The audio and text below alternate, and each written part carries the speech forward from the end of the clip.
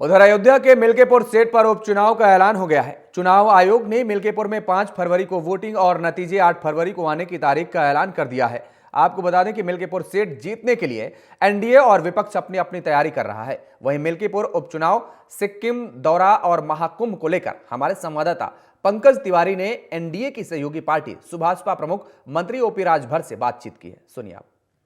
Cabinet मंत्री और सुभाषपा प्रमुख ओम प्रकाश राजभर जी हमारे साथ मौजूद हैं, इनसे बात करेंगे। सर, मिल्कीपुर को लेकर के, उपचुनाव को लेकर के तारीखों का ऐलान हो गया है, क्या कुछ तैयारियां हैं आप लोग कि हमारी पार्टी और हम लोग हमेशा चुनाव के लिए तैयारी में लगे रहते हैं।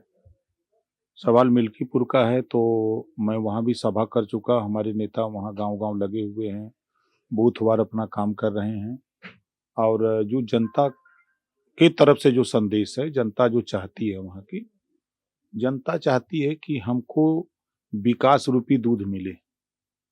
तो विकास रूपी दूध सत्ता से मिल सकता है, तो हम लोग विकास रूपी दूध लेके घूम रहे हैं कि ये विकास रूपी गाय है, ये दूध देगी।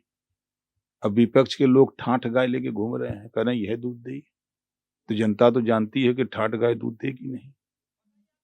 और जितना तो सवाले नहीं है, जीतने के बाद कहीं जीत गए, वहां जाती है जनता तो कहते हैं भैया हमारी सरकार नहीं है, तो हम क्या कर सकते हैं। ये बात जनता की तरफ से आवाज भी है और जनता मन बना चुकी है। आप देखिएगा कि 8 तारीख को जब गिनती होगी तो 12 बजे के बाद बड़ी संख्या में काफी वोटों से एनडीए प्रत्याशी जीत की तरफ बढ़ता दिखाई देगा। सर, आपने कहा विपक्ष ठाठ गाय लेकर के घूम रहा है, ठाठ गाय लेकर के घूम रहे हैं, लेकिन अखिलेश यादव ने कल प्रेस कॉन्फ्रेंस किया, संभल को लेकर तमाम तरह के सरकार पे आरोप लगाए। मिल्कीपुर को लेकर के उन्होंने कहा कि इंटरनेशनल मीडिया को वहां पे बुलाया जाएगा इस चुनाव में। न नौमन गेहूं हुई न राधे गौने जइहन, समझ रहे हैं ना। कितना कोई चिल्लाई, अंत में एनडीए का प्रत्याशी ही चुनाव जीत के लखनऊ आई। बीते दिनों आप सिक्किम गए थे और सिक्किम में आपकी जो यात्रा रही वो कैसी रही? कुंभ को लेकर के निमंत्रण देने भी आप गए थे। कुंभ को लेकर के, सिक्किम की यात्रा को लेकर क्या कहें? देखिए, सिक्किम की यात्रा बहुत ही उसकी चर्चा जितनी की जाए कम है। हम लोग वहाँ गवर्नर जी से मिले, सीएम से मिले, निमंत्रण पत्र दिए, प्रेस वार्ता किए और वहाँ की कई चीजें हमको बहुत अच्छी लगी। पहली चीज तो वहाँ जो सीएम हैं वो बाई रोड चलते रहते हैं और सिपाही से भी हाथ मिलाते हैं, जनता से भी हाथ मिलाते रहते हैं, जनता के सीएम बन के हैं।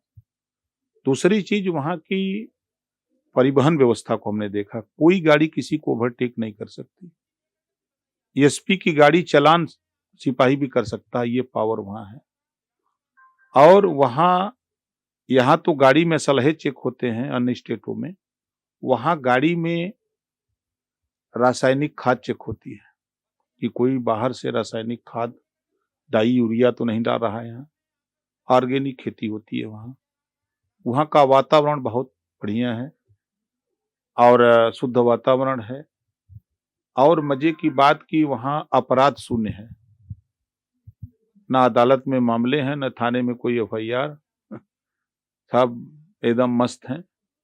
ये वहाँ मतलब वहाँ की जितनी भी बातें हम लोगों को गवर्नर महोदय ने बताई, मुख्यमंत्री जी ने बताई, दोनों लोगों ने बात सुनने के बाद ये हुआ कि हम लोग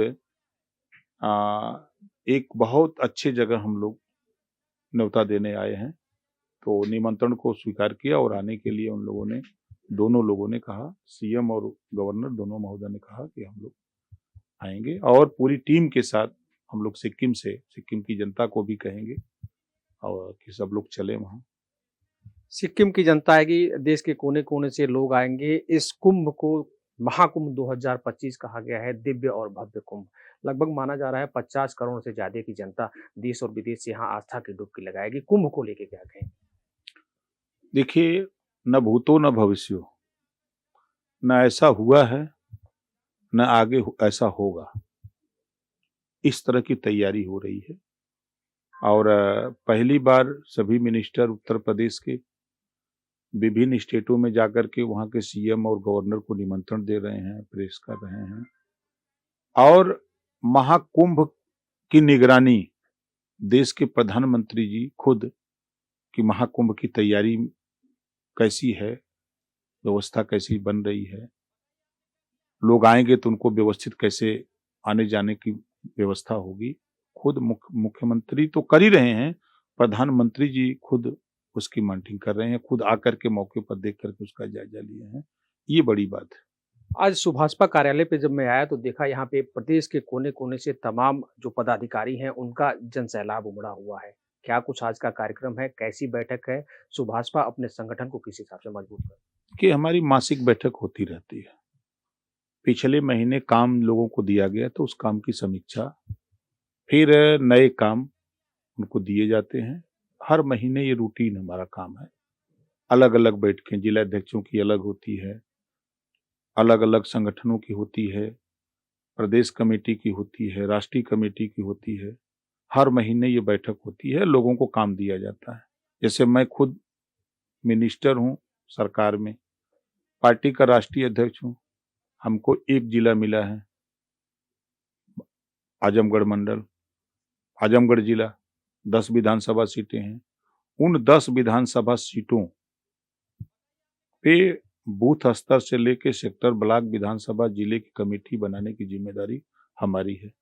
हम मीटिंग में जब हमारी राष्ट्रीय कमेटी की बैठक होगी तो हमसे सवाल पूछा जाएगा कि भाई राष्ट्रीय अध्यक्ष जी, आप आजमगढ़ की जिम्मेदारी लिए हैं तो आप बताइए क्या प्रगति है, तो हम अपनी प्रगति बताएंगे।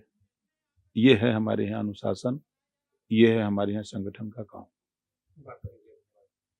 तो आपने देखा सुभाषपा ऐसी पार्टी है जिसमें हर पदाधिकारी की अपनी अकाउंटेबिलिटी तय होती है, अपनी योग्यता को सिद्ध करके साबित करके दिखाना होता है और यही कारण है कि जिम्मेदारियों से हर कार्यकर्ता जिम्मेदारियों के साथ अपने बूथ स्तर को टच करता है। साथ ही साथ आपको बताएं कि जिस हिसाब से मंत्री जी ने कहा कि जो सिक्किम का दौरा था वो बेहतर था और इस बार जो आस्था का जो सैलाब, आस्था की जो डुबकी प्रयागराज में लगाई जाएगी, ना भूतो ना भविष्यति, यानी उत्तर प्रदेश सरकार की तैयारी पूरी तरह से मुकम्मल है।